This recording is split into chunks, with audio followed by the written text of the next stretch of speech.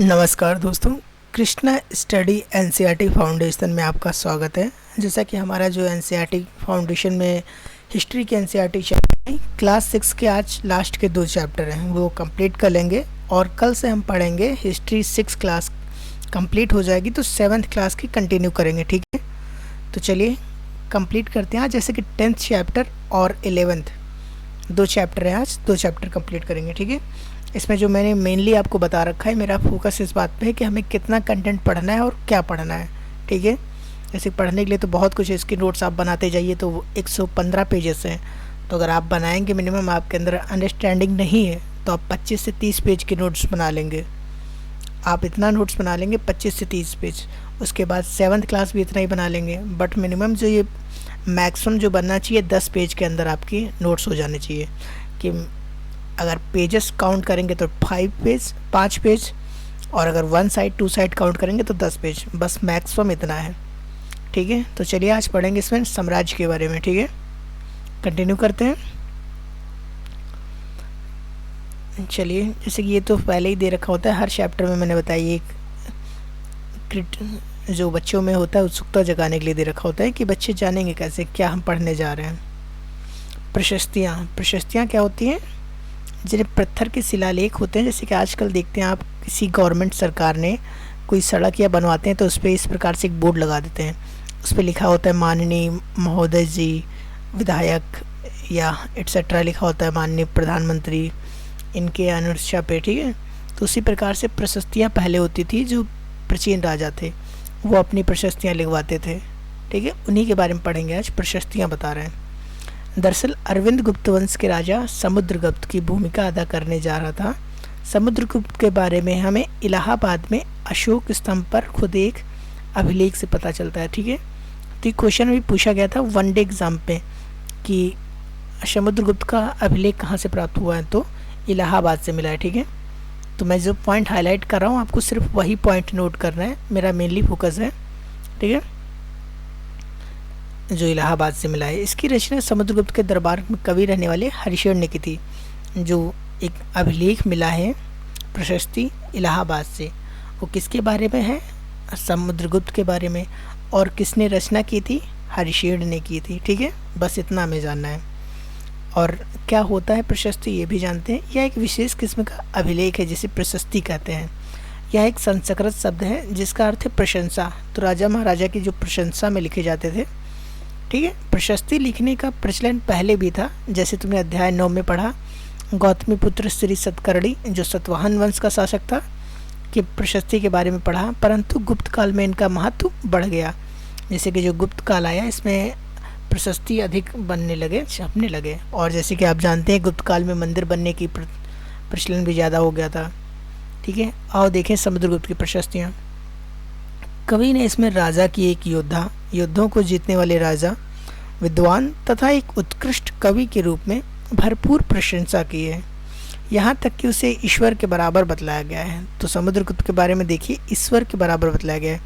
अभी मैं आपको आगे बताऊंगा। जो क्वेश्चन अभी आया हुआ था यूपीएससी में 2019 का, जो क्वेश्चन ये क्वेश्चन आपका आया था, ये पूरा कंटेंट दे दिया गया था और पूछा गया था ये किसके बारे में दर्शाया गया है। तो समुद्रगुप्त के बारे में लिखा गया था ये, और ये पूछ लिया गया था किसके बारे में लिखा गया है।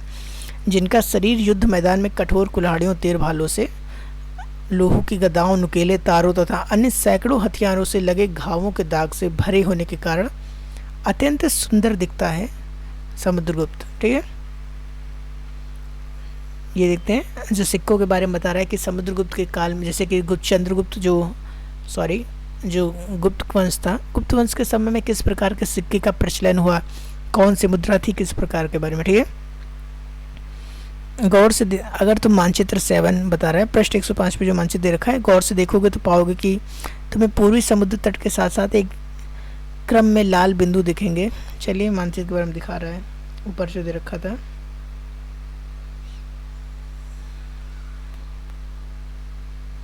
ओके, मैं आपको मानचित्र दिखाई देता हूँ। ये मानचित्र, ठीक है, इसके बारे में वहाँ बताया गया है। तो देखते हैं, जब पहले बताया गया उसके बाद मानचित्र बताते हैं। ठीक है, 5 पॉइंट है। मानचित्र में हरे रंग का क्षेत्र आर्यव्रत के 9 शासकों का है जिन्हें समुद्रगुप्त ने हराकर अपने राज्य में मिला लिया। तो ये क्वेश्चन मैप में आ सकता है, मे बी कि काफ़ी इम्पोर्टेंट है आपके लिए, कि मैप दे देगा, पूछ लेगा कि कौन से राज्य थे जिन्हें अपने राज्य में मिला लिया, उनका मिलान कीजिए, मिलान में आ सकता है, या फिर आ सकता है मैप में आ जाएगा, मैप दे देगा, 4 मैप दे देगा, 4 मैप में से पूछ लेगा सही मैप कौन सा है। ठीक है। इसके बाद दक्षिणापथ के 12 शासक थे, जिनमें से कुछ की राजधानियों को दिखाने के लिए मानचित्र पर लाल बिंदु दिए गए हैं। इन सब ने हार जाने पर समुद्रगुप्त के सामने समर्पण किया था। समुद्रगुप्त ने उन्हें फिर से शासन करने की अनुमति दे दी। तो जैसे कि समुद्रगुप्त की नीतियों के बारे में पढ़ते हैं, जो अब आगे बताऊंगा मैं आपको, नहीं तो यहाँ पे बता दिया क्लियर हो जाएगा तो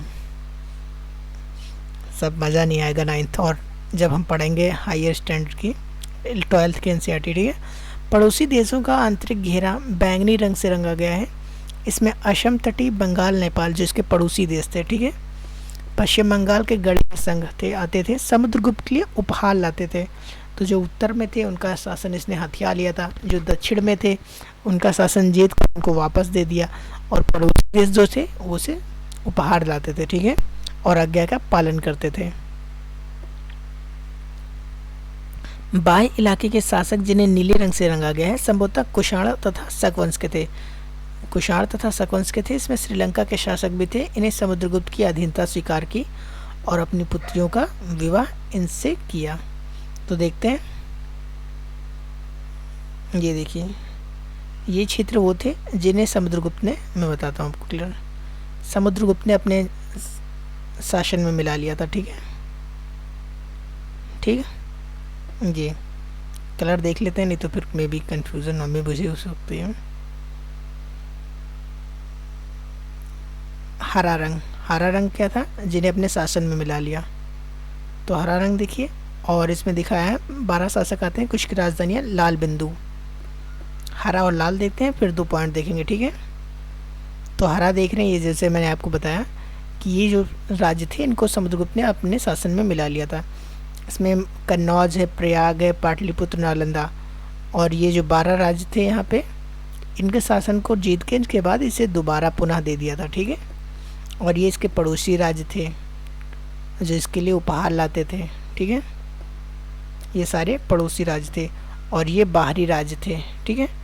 जो इसके लिए जिन्होंने अपनी पुत्रियों को दिया था। ठीक है। पुत्रियों की शादी करवा दी थी। पुत्रियों की शादी करवाने में श्रीलंका के राजा भी शामिल थे, ये देखिए। ठीक है। चलिए आगे कंटिन्यू करते हैं। जानते हैं कि विक्रम संवत किसने प्रारंभ किया था। 58 ईसा पूर्व में प्रारंभ होने वाले विक्रम संवत के परंपरागत रूप से गुप्त राजा चंद्रगुप्त सेकंड ने, तो पूछ जैसे कि भी क्वेश्चन में मिलाने के लिए आ जाता है कि दे देता है विक्रम संवत, बुद्ध संवत और गौतम, जैसे कि शक संवत, कुषाण संवत, या कलयुग दे सकता है, लक्ष्मण संवत। ठीक है। तो उसी प्रकार में पूछा भी गया था और पूछा जा सकता है। तो याद रखिएगा, चंद्रगुप्त सेकंड ने शक विक्रम संवत की स्थापना की, यानी कि प्रचलन किया। कब किया? 58 ईसा पूर्व किया, 58 BC में। और कब किया? उन्होंने शकों पर विजय के प्रतीक के रूप में किया था। ठीक है। जब शक पे विजय प्राप्त की, इसी के बारे में किया था। तथा विक्रमादित्य की उपाधि धारण की थी। ठीक है। तो विक्रमादित्य की उपाधि भी धारण की, और साथ में इन्होंने शक विजय की, तो विक्रमादित्य उपाधि धारण की, और 98 में जो विक्रम संवत की शुरुआत की। वंशावली के बारे में जानते हैं। अधिकांश प्रशस्ति शासकों के पूर्वज के बारे में बताती हैं। यह प्रशस्ति भी समुद्र के पितामह यानी परदादा, दादा पिता माशा के बारे में बताती है। उनकी माँ कुमार देवी लिच्छवीगढ़ की राज थी, और पिता चंद्रगुप्त गुप्त वंश के पहले शासक थे, जिन्होंने महाराजा धीराज की उपाधि धारण की। तो चंद्रगुप्त जो थे उन्होंने कौन सी उपाधि धारण की थी? महाराजा धीराज की। ठीक है। और जो चंद्रगुप्त सेकंड थे उन्होंने कौन सी उपाधि धारण की थी? विक्रमादित्य की। ठीक है। समुद्रगुप्त ने भी यही उपाधि धारण की। जो समुद्रगुप्त था उसने भी महाराजा धीराज की उपाधि धारण की। ठीक है। चलिए आगे देखते हैं। समुद्रगुप्त के बारे में हमें उनके बाद के शासकों, जैसे उनके बेटे चंद्रगुप्त द्वितीय, तो चंद्रगुप्त का बेटा कौन था? समुद्रगुप्त, और समुद्रगुप्त का बेटा कौन था? चंद्रगुप्त द्वितीय।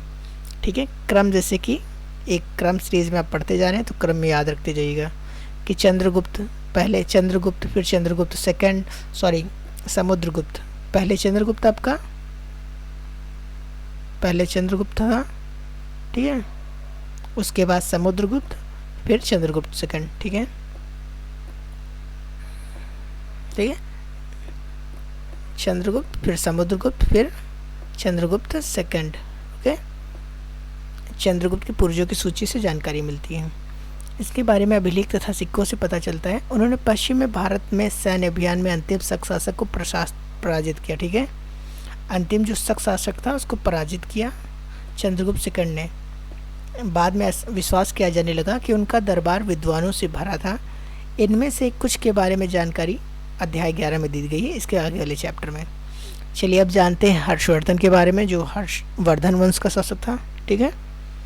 जिस तरह गुप्त वंश के शासकों के बारे में अभिलेखों तथा सिक्कों से पता चलता है, उसी तरह कुछ अन्य शासकों के बारे में उनकी जीवनी से पता चलता है। ऐसा ही एक राजा हर्षवर्धन थे जिन्होंने करीब 1400 साल पहले शासन किया, ठीक है। कब शासन किया? 1400 साल पहले। तो करेंगे तो कौन सी आएगी? आप करिएगा BC को, ये कौन सी एडी आएगी? 1400 साल पढ़ेंगे जो 21वीं सदी चल रही है, और 1400 साल पहले 6ठी सदी आएगी, ठीक है। उनके दरबारी कवि कौन थे?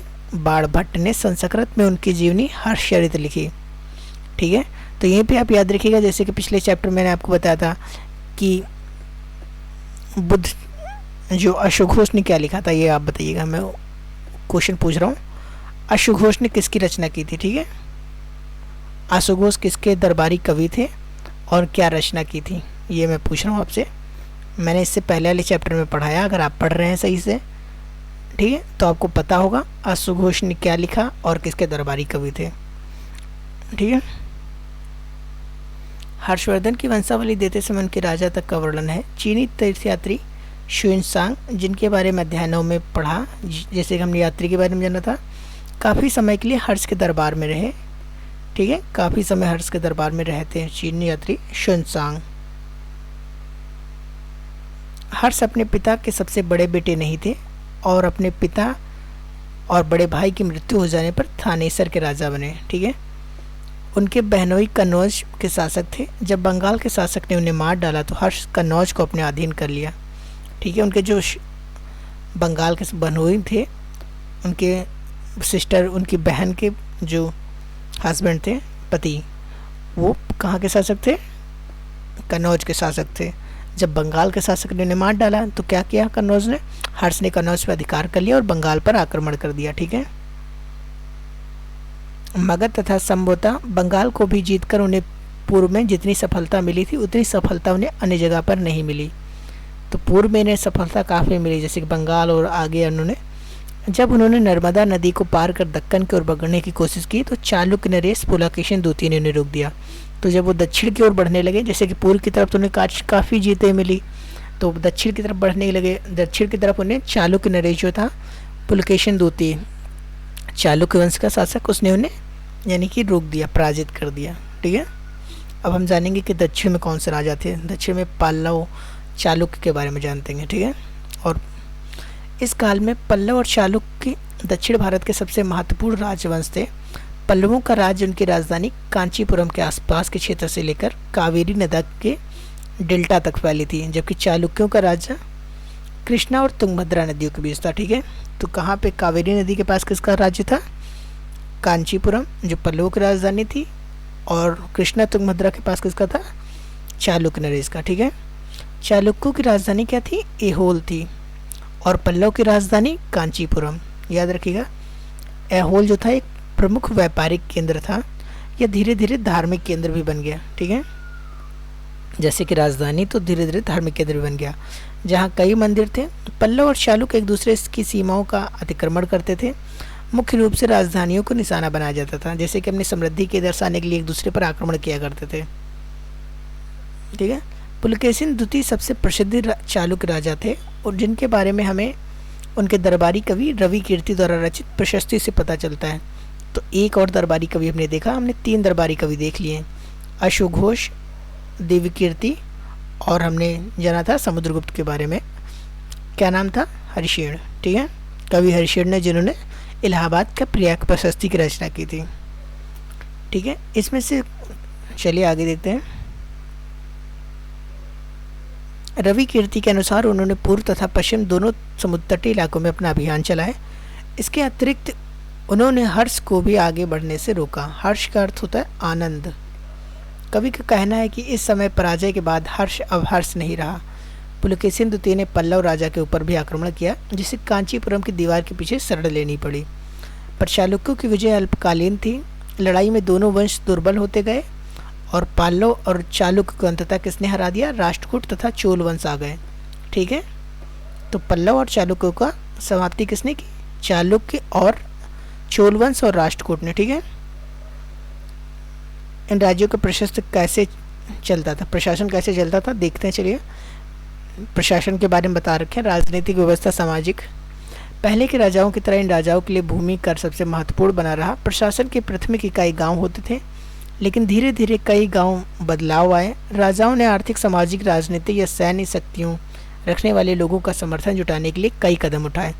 उदाहरण के तौर पर कुछ महत्वपूर्ण प्रशासकीय पद आनुवंशिक बन गए, अर्थात बेटे अपने पिता का पद पाते थे।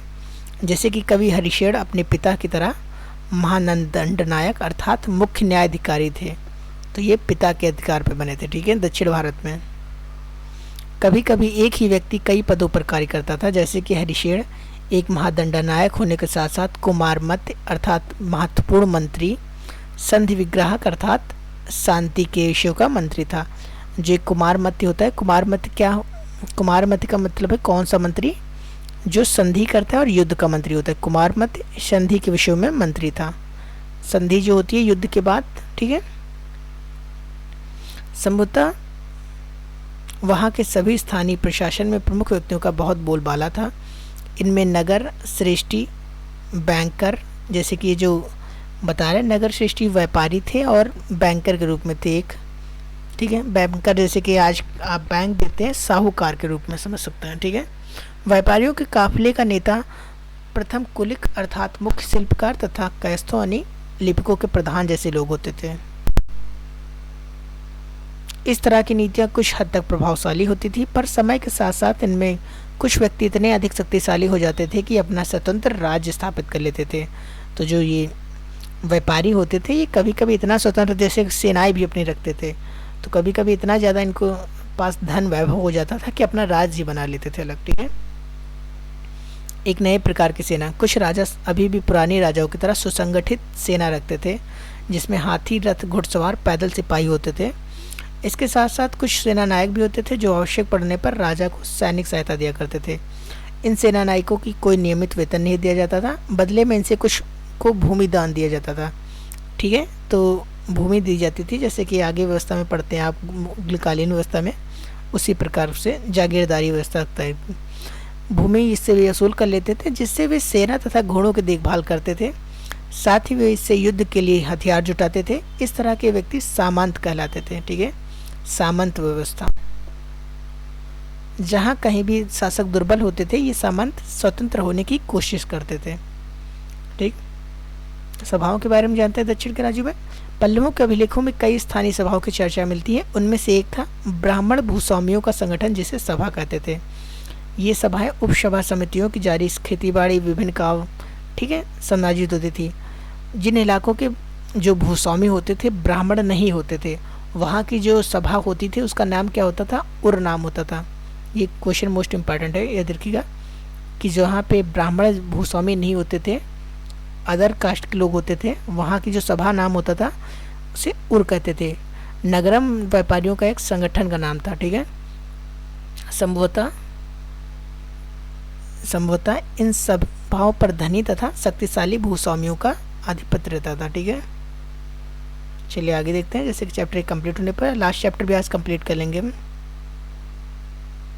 उस ज़माने में आम लोग, जनसाधारण के जीवन को थोड़ी बहुत झलक हमें नाटकों तथा कुछ अन्य स्रोतों से मिलती है। उदाहरण देखते हैं।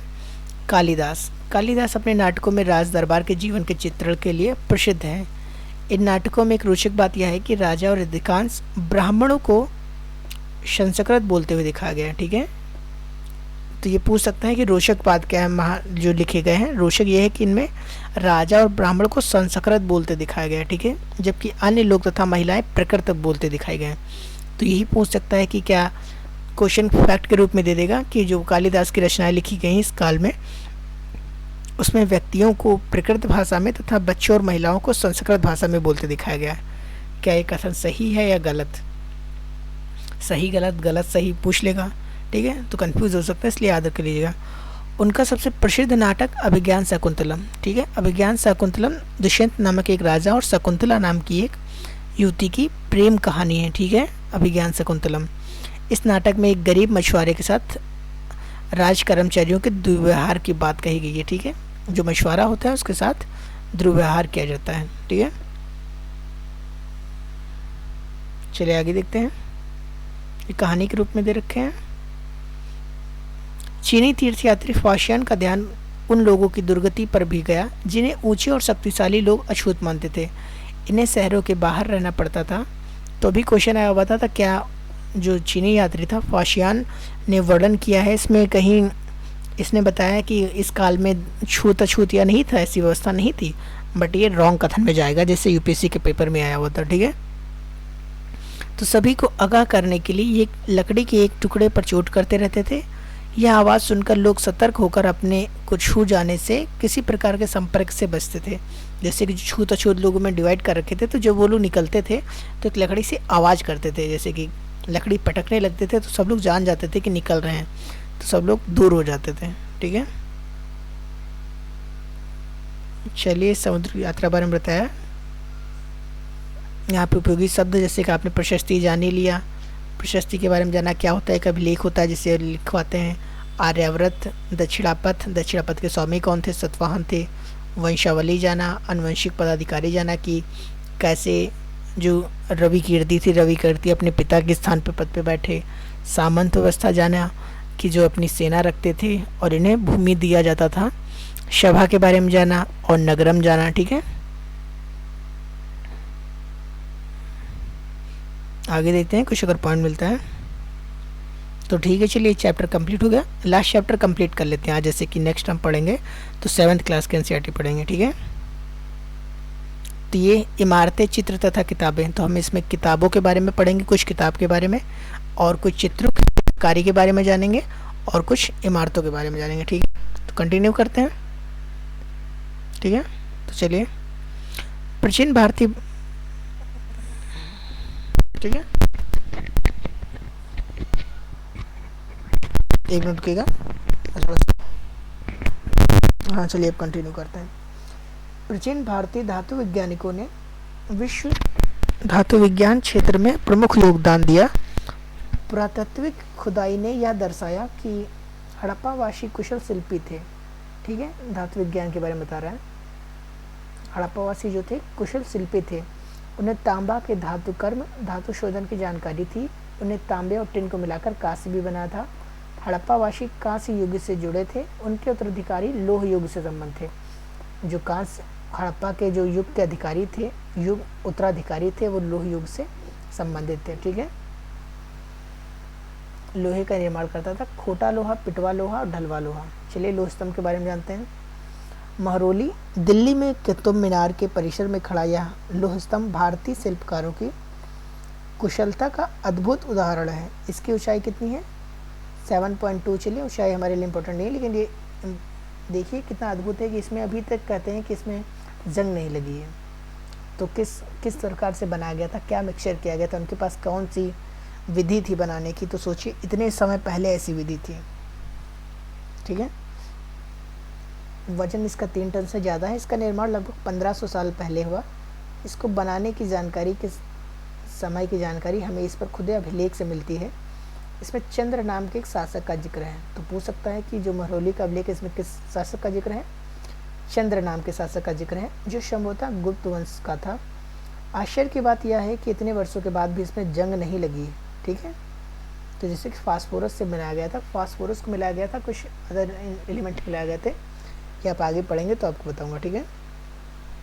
हमारे शिल्पकारों की कुशलता के नमूने स्तूपों जैसे कुछ इमारतों में देखने को मिलता है। स्तूप का शाब्दिक अर्थ है टीला। हालांकि स्तूप विभिन्न आकार के थे। तो आपसे पूछ सकते हैं कि स्तूप बनने की परंपरा का प्रचलन कब से हुआ? तो याद रखिएगा वैदिक काल से ही स्तूप बन रहे थे, और जो हमारे अभिलेख स्तूप वैदिक काल से बन रहे थे, ठीक है। इसके बारे में, अभिलेख के बारे में आगे आपको पढ़ाऊंगा, जब पढ़ेंगे इसके बारे में तब जानेंगे। हालांकि स्तूप विभिन्न आकार के थे, कभी गोल या लंबे तो कभी बड़े या छोटे। उन सब में एक समानता है, प्राय सभी स्तूपों के भीतर एक छोटा सा डिब्बा रखा रहता है। इन डिब्बों में बुद्ध या उनके अनुयायियों के शरीर के अवशेष होते थे। ठीक है, स्तूप क्या बनते थे? बुद्ध के अवशेष होते थे। उनके द्वारा प्रयुक्त कोई चीज़ या कोई कीमती पत्थर अथवा सिक्के रखे रहते थे। इसे धातु मंजूसा कहते हैं। ठीक है, जो रखे रहते थे उन्हें धातु मंजूसा कहते हैं। प्रारंभिक स्तूप धातु मंजूसा के ऊपर रखा मिट्टी का टीला होता था। बाद में टीले को ईंटों से ढक दिया गया था। बाद के काल में उस गुंबद नुमा ऊंचे ढांचे को तरासे हुए पत्थरों से ढक दिया गया। ठीक है, प्रायः स्तूपों के चारों ओर परिक्रमा करने के लिए वृत्ताकार पथ बना होता था, जिसे दक्षिणा प्रदक्षिणा पथ कहते थे। तो एक आपके आर्ट एंड कल्चर के लिए इम्पोर्टेंट है। ठीक है, इसे रास्ते को रेलिंग से घेर दिया जाता था। जैसे ये प्रदक्षिणा पथ होता था, ये जो है होता था, ये देख रहे हैं आप, ये जो लगा हुआ है रेलिंग से घेरा हुआ है, इसके चारों तरफ परिक्रमा करते थे। ठीक है, जिसे वेदिका कहा जाता था। ये वेदिका होती थी। ठीक है, ये जो है ये वेदिका में प्रवेश द्वार बने होते थे। रेलिंग तथा तोरण प्राय मूर्ति कला की सुंदर कलाकृतियों से सजे होते थे। तो देखिए ये सजे हुए हैं तोरण। चलिए आगे देखते हैं। कई बार पहाड़ियों को काटकर बनावटी गुफाएं बनाई जाती थी। इस तरह की गुफाओं को मूर्तियों तथा चित्रों द्वारा सजाया जाता था। ठीक है, इस काल में कुछ आरंभिक हिंदू मंदिरों को भी निर्माण किया गया। इन मंदिरों में विष्णु, शिव तथा दुर्गा जैसी देवताओं की पूजा की जाती थी। ठीक है, जैसे कि आप जानते हैं कि गुप्त काल से मंदिर बनने की प्रचलन होने लगा था, काफ़ी ज़्यादा इम्पोर्टेंट हो गया था। ये जानते हैं सांची का स्तूप कहाँ पे है इस्टेब्लिश है? मध्य प्रदेश में। और आप याद रखिएगा जो भरहुत का स्तूप है वो भी मध्य प्रदेश में है। ठीक है, तो आपसे पूछ सकता है कि सांची का स्तूप कहाँ है या भरहुत का स्तूप, तो भी मध्य प्रदेश में है। इस तरह के स्तूपों का निर्माण कई सौ सालों तक चलता है रहा। इन स्तूपों में ईंटों का प्रयोग संभवतः अशोक के ज़माने का है, जबकि रेलिंग और प्रवेश द्वार बाद के शासकों के काल में जोड़े गए। तो अशोक के काल में क्या हुआ था? स्तूप में ईंटों का प्रयोग होने लगा था। ठीक है, और बाद के ज़माने में क्या हुआ? रेलिंग का प्रयोग होने लगा। ठीक है, अमरावती की एक शिल्पकृति दिखाई गई है। तो चलिए, ठीक है, मंदिरों, आप जानते हैं मंदिरों के सबसे महत्वपूर्ण भाग क्या होता था? गर्भगृह होता था, जहाँ मुख्य देवी या देवता होते थे। ठीक है, जैसे मैं बताता हूँ आपको फिगर बना के। मान लीजिए जैसे कि ये कोई मंदिर है। ठीक है, तो यहाँ पे जैसे कि द्वार रखते थे कि यहाँ से आने जाने के लिए रास्ता, और यहाँ पे एक आपका छोटा सा इस टाइप का होता था, इसे कहते थे गर्भगृह। ठीक है, ये होता था गर्भगृह। यहाँ पे बरामदे टाइप में होते थे कि यहाँ से लोग आ सकते थे और यहाँ से लोग जा सकते थे, यहाँ से आके यहाँ से जा सकते थे, यहाँ पूजा करते थे। ठीक है, इसे कहते थे गर्भगृह, जहाँ मुख्य देवी या देवता की मूर्ति को रखा जाता था।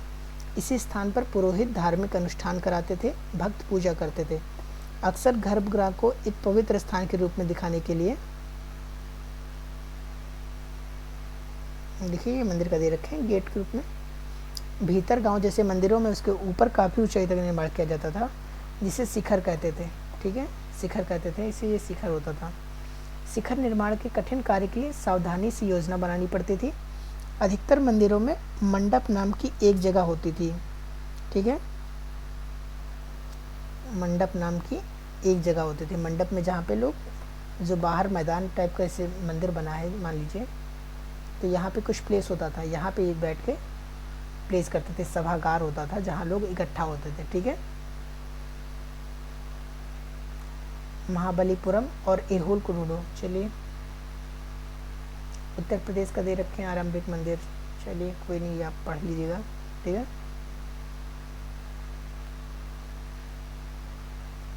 स्तूप तथा मंदिर किस प्रकार से बनाए जाते थे, चलिए देखते हैं। स्तूपों तथा मंदिर की बनाने की प्रक्रिया में कई अवस्थाएं आती थी। इसके लिए काफ़ी धन खर्च होता था। आमतौर पर राजा या रानी ही इन्हें बनवाने का निश्चय करते थे। पहला काम अच्छे किस्म के पत्थर ढूंढकर शिलाखंडों को खोद कर निकालना होता था। फिर मंदिर या स्तूप के लिए सोच विचार कर तय किए गए स्थान शिलाखंड को पहुंचाना होता था। यह पत्थरों को काट छाट कर तराशने के बाद खंभों, दीवारों, चौखटों, फर्श आदि छतों का आकार दिया जाता था। ठीक है, पत्थरों को काटा छाटा जाता था। ठीक है, इस तरह के शानदार ढांचे का निर्माण करने वाले शिल्पकारों को सारा खर्च संभवतः राजा रानी ही देते थे। इसके अतिरिक्त इन स्तूपों या मंदिरों में आने वाले भक्त जो उपहार अपना साथ लाते थे, इस उनसे इमारत की सजावट की जाती थी। जैसे हाथी दांत का काम करने वाले श्रमिक के संघ ने सांची के एक अलंकृत प्रवेश द्वार तोरण को बनाने का खर्च दिया। ठीक है, जैसे काफ़ी लोग होते थे खर्च दे देते थे। इसकी सजावट बनाने के लिए पैसे देने वाले में व्यापारी होते थे। ठीक है, ऐसे कई स्त्री पुरुष शामिल होते थे, पृष्ठमान बता रहे हैं। अब चलिए चित्रकला के बारे में देखते हैं। अजंता, अजंता जानते हैं, जैसे मध्य प्रदेश जो महाराष्ट्र में अजंता, यदि वह जगह है जहाँ के पहाड़ों में सैकड़ों सालों के दौरान कई गुफाएं खोदी गई। अजंता एलोरा जैसे 29 गुफाएं और 34 गुफाएं, जिसमें से आप ये आगे पढ़ेंगे तो डीप बताऊंगा कि 1 से 12 गुफाएं जो हैं बौद्ध धर्म की हैं, और 13 से 29 जो हिंदू धर्म की हैं, और 30 से 34 जो आपकी हैं जैन धर्म की हैं। ठीक है, मानचित्र में ठीक है बौद्ध भिक्षु, ज़्यादातर बौद्ध भिक्षु के लिए बनाए गए विहार थे। इनमें से कुछ चित्रों द्वारा सजाया गया था। यहाँ उनके उदाहरण दिए गए हैं। गुफाओं के अंदर अंधेरा होने की वजह से अधिकांश चित्र मशालों की रोशनी में बनाए गए थे। ठीक है, इन चित्रों को रंग 1500 साल बाद भी चमकदार है। इन चित्रों के जो रंग है आज भी चमकदार है। ठीक है, खनिजों से बनाए गए थे, जैसे कि प्राकृतिक खनिज जैसे कि यूज़ किया गया था। पुस्तकों की दुनिया में जानते हैं। ठीक है, पुस्तकों के बारे में जानते हैं कुछ डिटेल। इस युग में कई प्रसिद्ध महाकाव्यों की रचना की गई। ठीक है, जानते हैं करीब 1800 साल पहले एक प्रसिद्ध तमिल महाकाव्य सिलिपदिकारम की रचना की गई। ठीक है, इलांगे नामक कवि ने की थी। तो पूछ सकता है कि सिलिपदिकारम की रचना किसने की तमिल साहित्य की, तो याद रखिएगा इलांगो नामक कवि ने। ठीक है, ये इंपॉर्टेंट फैक्ट है। इसमें केवलन नाम की एक व्यापारी की कहानी है। इसमें क्या है, केवलन नाम की व्यापारी की कहानी है। वह कहाँ रहता था, पुहार में रहता था। वह अपनी पत्नी कानंगी की उपेक्षा कर वह एक नर्तकी माधवी से प्रेम करने लगा। बाद में वह कानंगी पुहार छोड़कर मदुरै चला गया। तो इसकी कहानी के बारे में दिखाया है। ठीक है, शिलापदिकारम से लिया गया वर्णन है एक। चलिए, एक और तमिल महाकाव्य मणि मेखलाई की को करीब 1400 साल पहले शतनार द्वारा लिखा गया था। ठीक है, तो याद रखिएगा मणि मेखलाई किसकी रचना है, शतनार द्वारा लिखा गया था। और कब लिखी गई थी, 1400 साल पहले। इसमें कोलन तथा माधवी की बेटी की कहानी है। यह रचनाएं कई सदियों पहले ही खो गई थी। उनकी पांडुलिपियाँ दोबारा लगभग 100 साल पहले मिली। ठीक है, अन्य लेखक जैसे कालिदास के बारे में तो पढ़ ही चुके हैं। ठीक है, अध्याय 10 में जो पढ़ा था। ओके, एक मिनट।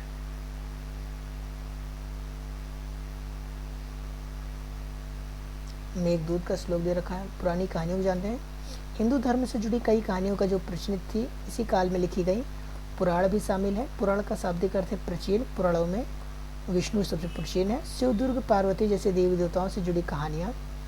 इसके अतिरिक्त इसमें संसार की सृष्टि तथा राजाओं के बारे में कहानियाँ हैं। अधिकतर पुराण जो है सरल संस्कृत श्लोक में लिखे गए हैं, जिससे उन सब में सुना और समझा जा सके। स्त्रियाँ तथा शूद्र जिन्हें वेद पढ़ने की अनुमति नहीं थी वे भी सुन सकते थे। ठीक है,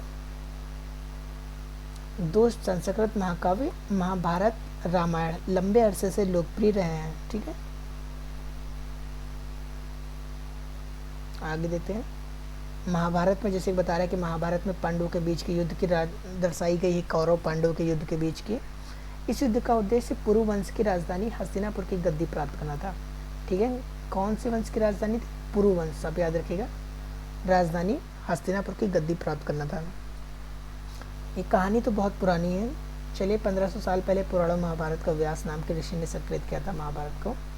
महाभारत में ही भगवद गीता भी है, जिसके बारे में हमने अध्याय 9 में पढ़ा था। ठीक है, रामायण की कथा के बारे में दिखाने के राजकुमार राम के बारे में है कि कैसे उन्हें पिता उनके दशरथ। आम लोगों के द्वारा कही जाने वाली कहानियाँ।